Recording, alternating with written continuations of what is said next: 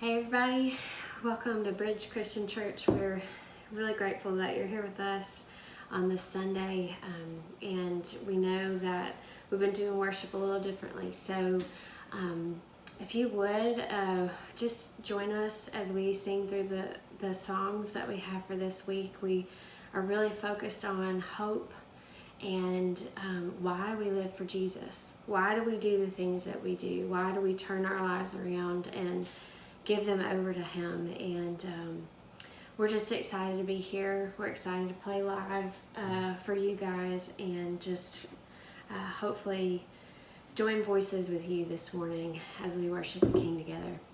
So before we do, let me just open us in prayer. God, thank you for this time.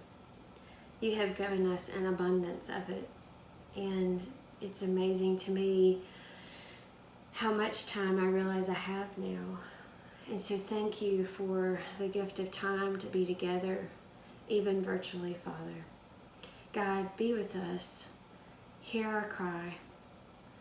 Let us lift our voices to you, not for our glory, but for yours, Lord. Bless this time in your Son's precious name. Amen.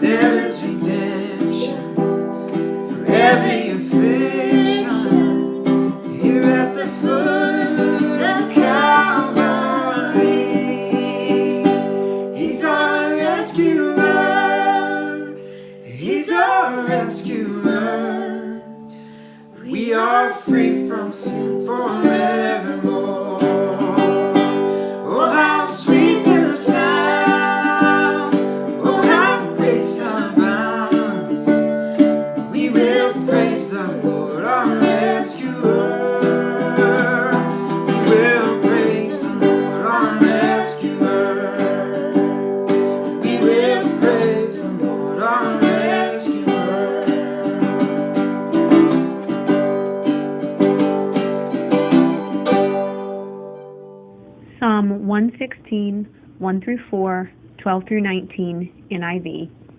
I love the Lord, for he heard my voice. He heard my cry for mercy. Because he turned his ear to me, I will call on him as long as I live. The cords of death entangled me. The anguish of the grave came over me. I was overcome by distress and sorrow. Then I called on the name of the Lord. Lord, save me. What shall I return to the Lord for all his goodness to me? I will lift up the cup of salvation and call on the name of the Lord. I will fulfill my vows to the Lord in the presence of all his people. Precious in the sight of the Lord is the death of his faithful servants. Truly, I am your servant, Lord. I serve you just as my mother did. You have freed me from my chains. I will sacrifice a thank offering to you and call on the name of the Lord. I will fulfill my vows to the Lord in the presence of all his people, in the courts of the house of the Lord, in the midst Jerusalem. Praise the Lord.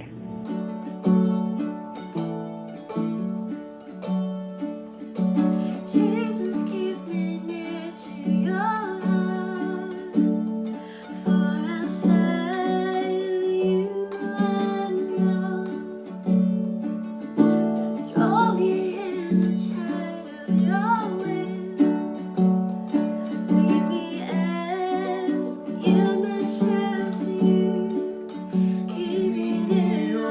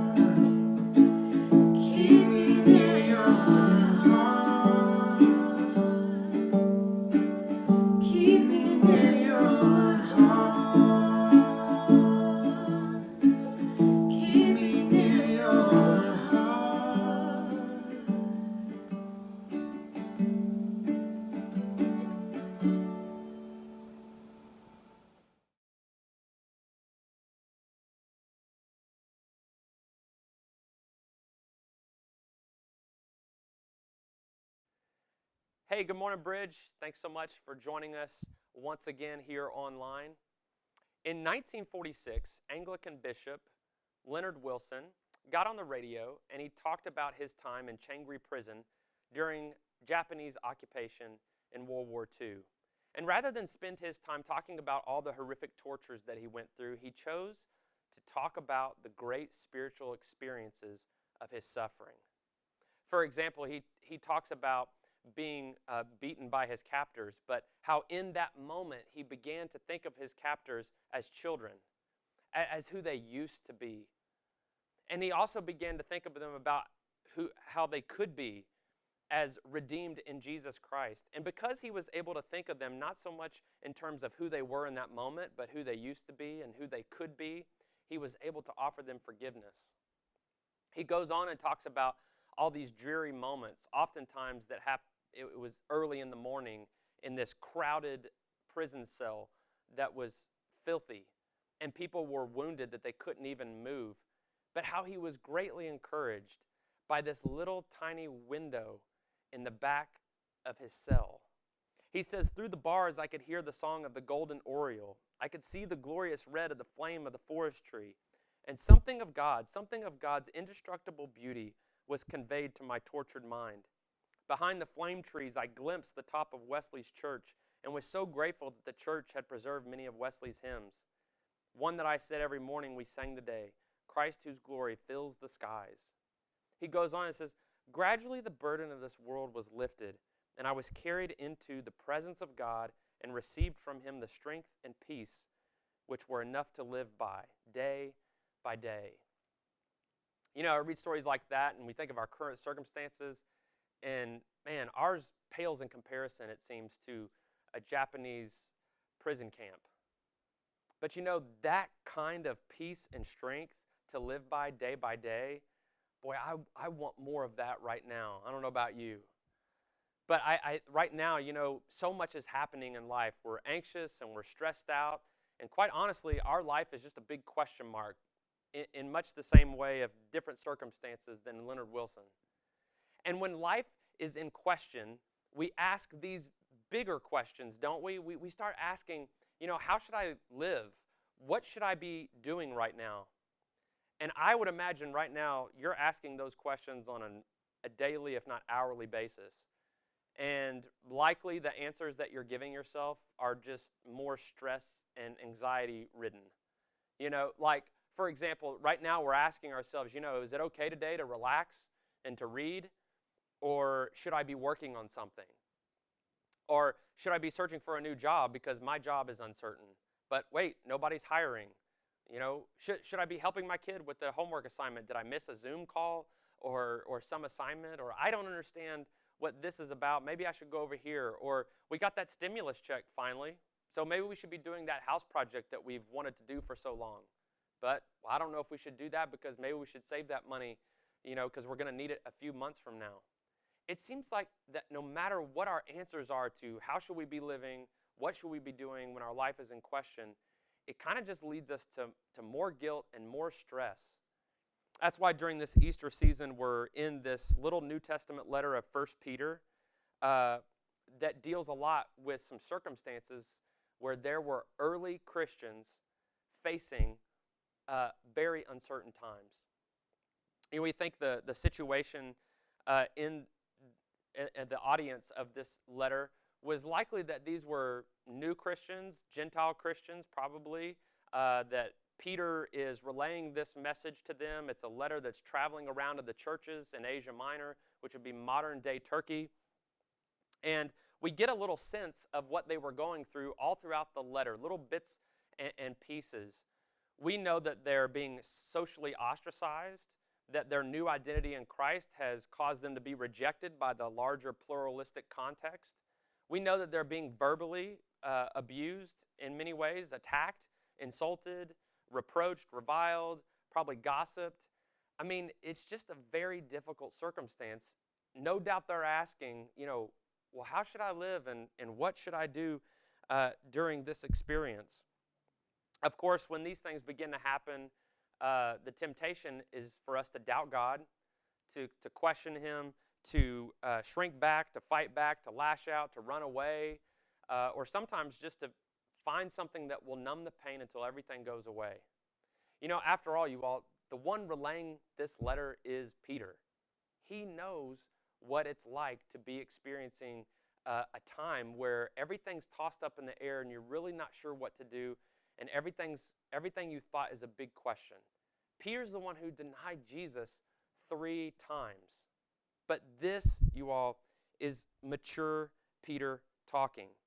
Not only has he learned firsthand failure, but he's learned from Jesus the right response to life's suffering and uncertainty. And so I don't know if you caught these. I hope you did as you read and you talked about the instructions that Peter gave here. But he gives 4 imperatives or 4 commands. And I'll just give them to you quickly. It's hope, be holy, fear God, and love earnestly. When life is a big question, we should hope, we should be holy, we should fear God, and we should love earnestly. There's more than that, as you'll see in coming weeks. There's actually a 5th one that is really, really important that we'll spend a whole week on. But I think we can all see how easily these relate and how important these are when our life is in question. That we'll make a huge mistake, you all, if we just read, we should hope and be holy and fear God and love earnestly. If we just read that like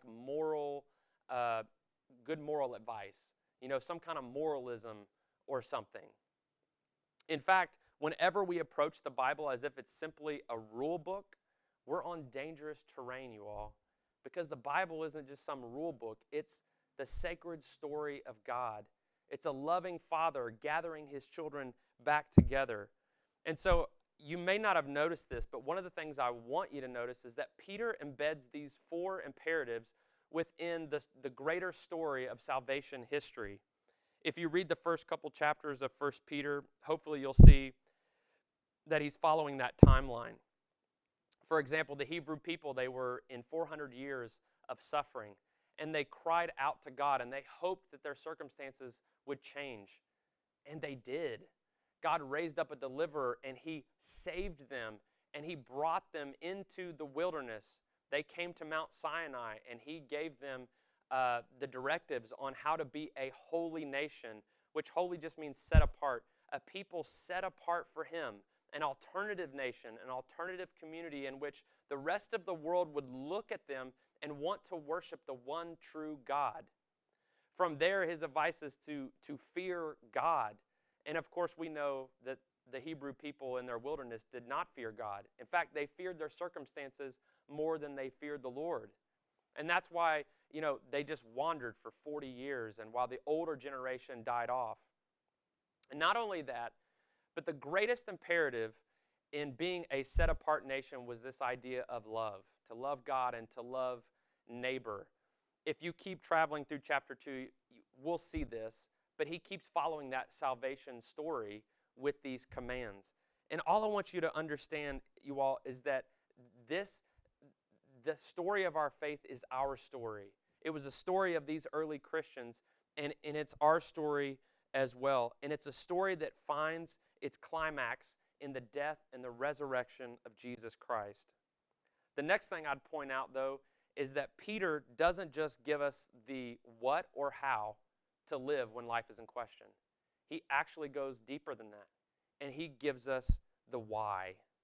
You all, the why is so important. In fact, if we read, again, any commands or rules in the Bible without understanding the why and without understanding the story behind it, we'll easily become discouraged and will likely feel guilty for not living up to what we're reading. I think it's like oftentimes as adults we stop asking the all-important question, why? And I think for some of us it's because we ask the question why, and we've discovered that we really don't like the answers. We really don't like reality. Of course, the cliche example is when we tell our kids to do something and they immediately say, why? And we do something that we vowed never to do when we became parents, and we answer them, because I said so. But you all, here we are. Life is in question. What should we do? How should we live when life is in that question? We should hope. We should be holy. We should fear God and we should love earnestly. But I would say, why? Let's just take a moment just to touch a little bit on each one of those. Number one, why should we hope? Part of this you'll have to go back to last week's reading in verses 3 through 9. But we should hope because God brought us salvation. He brought us a rebirth through the living hope of Jesus Christ. Jesus suffered and he died, but you all, he resurrected. And so the same is true for us. That's a preview of our life now and in the life to come.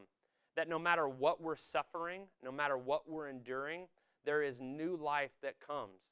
Death doesn't get the final word. Jesus' resurrection gets the final word. And because we have become new children in God's family, we have this undefiled, unfading, imperishable inheritance. It's like, think of it in economic terms. Imagine you're out there making a minimum wage. You're just trying to get by. You're just making enough to feed your loved ones. And you just can't seem to get ahead. But this benefactor comes along and says, you know, I know what's going on in your life, and I just want to let you know I've written you into my will. You're getting the whole estate. It's all yours. You get the inheritance. You know what would happen to us is we would suddenly be living with great hope, wouldn't we? We would have hope of a future, and you all, it's the same for us in Christ. We have this living hope in Jesus Christ because we have this eternal, imperishable inheritance. Secondly, we say, why should we be holy? And Peter touches on this. Again, holiness is just set apart. But number one, we're holy because we realize that the unholy life just left us with holes anyways. We realize that that old life was just futile. It was living in ignorance. We lived extravagantly. We wasted a lot, and it led us nowhere. But secondly, we're set apart just like Israel was set apart as a nation, is that we're called as God's people in the new family to be this alternative community. Our life is a witness. So as Peter says here, he says, be holy. He relays this, be holy for I am holy. We're supposed to be holy because we're supposed to reflect the nature of God. How will people ever know what God is like if we don't reflect his nature? Of course, we know that this is why many people want nothing to do with Christianity. It's not because of anything of God, it's because of who Christians are. You know, our apathy at holiness is why many people want nothing to do with Christianity. And it's also, holiness is also, this is very important, holiness is, it's not be holy so that God will accept you. You know, again, if you embed these commands within the faith story, the salvation history, when did God call them to be holy?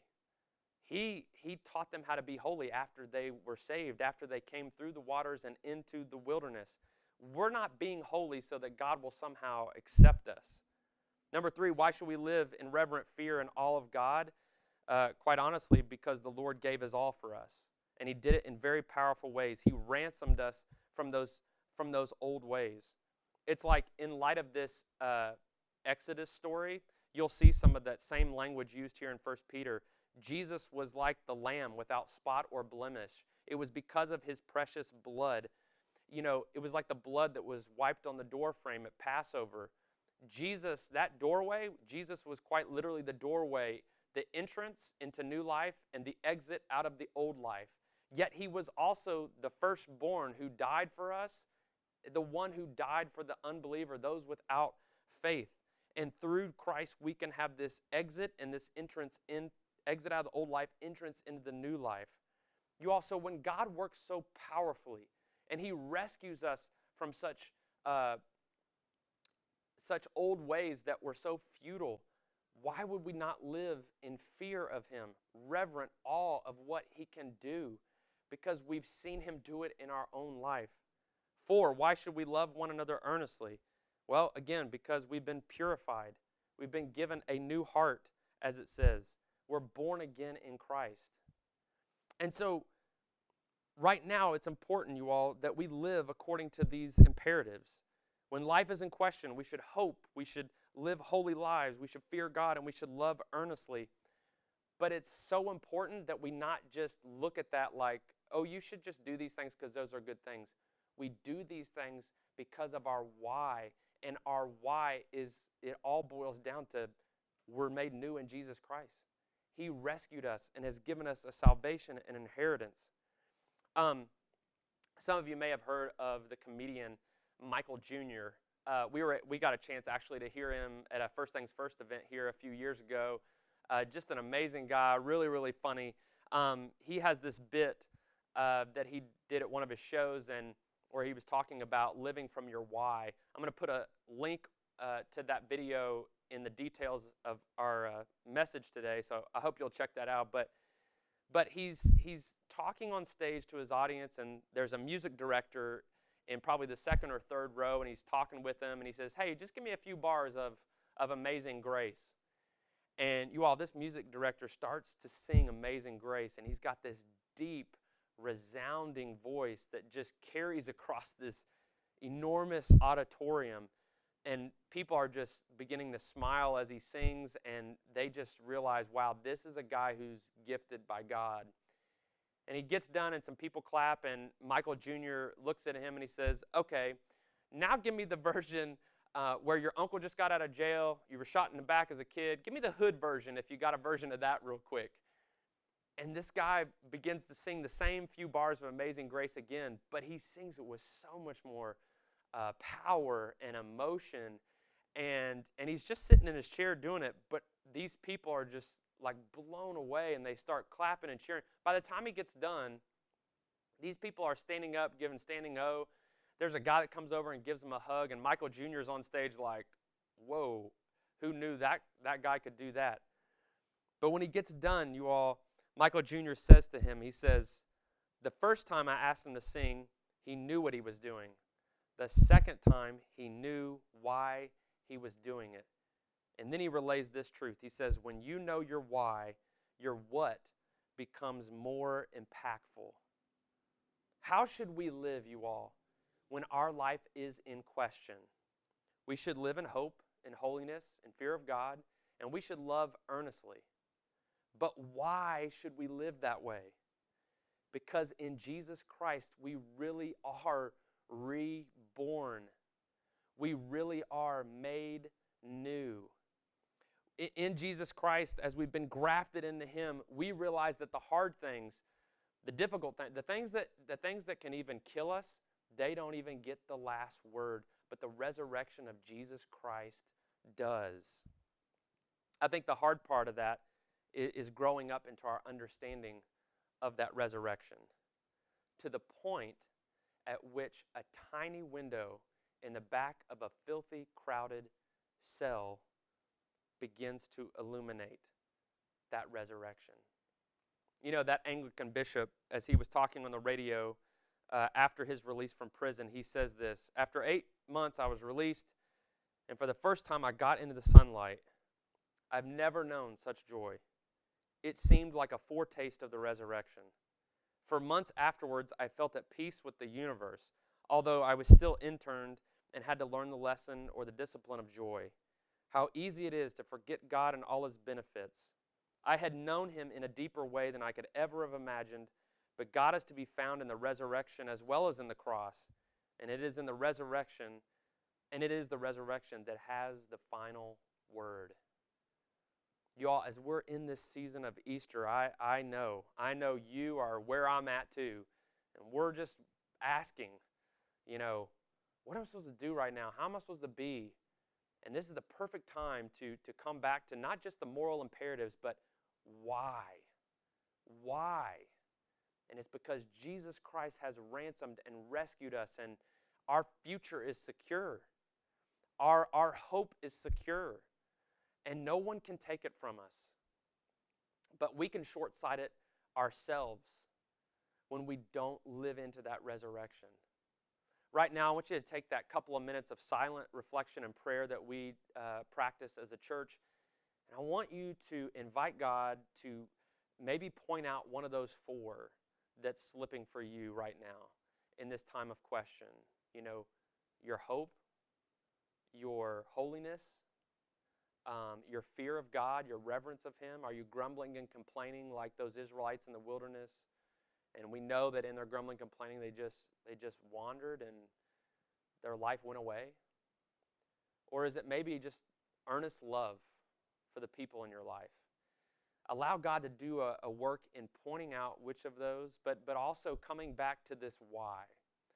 Some of you may have never given your life to Jesus Christ, and you're just checking it out, and you're just wondering what this is all about. And while you are invited into the story, you are a part of it. This is your loving Father. This isn't just some rule book. This is the story of our faith where God is reconciling and bringing wholeness to all creation, including your life. And so we would invite you, just like these Christians getting this letter, to be reborn in Him. I want you to take those couple minutes. Maybe it's a time of reflection and prayer and crying out to God in hope, but maybe it's a decision time as well. Let's pray together.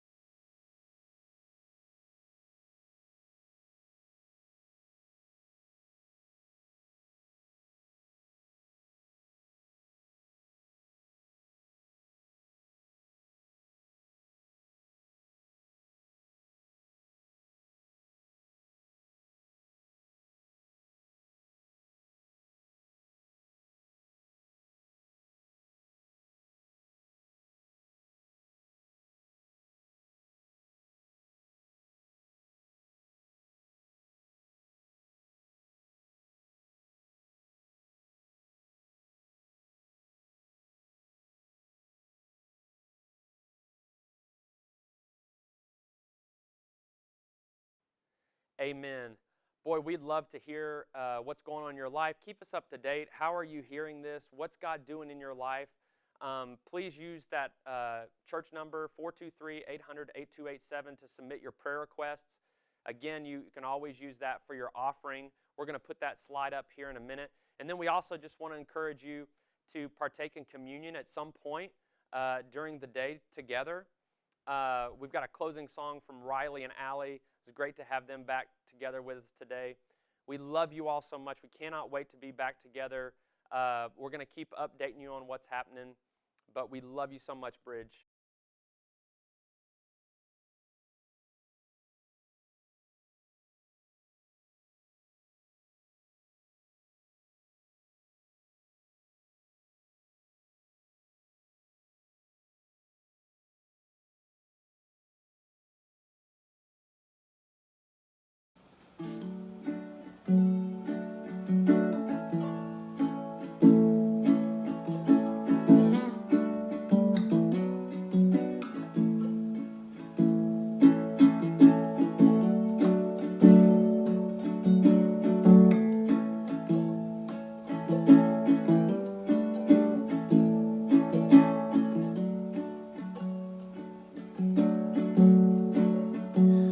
I'll break the cares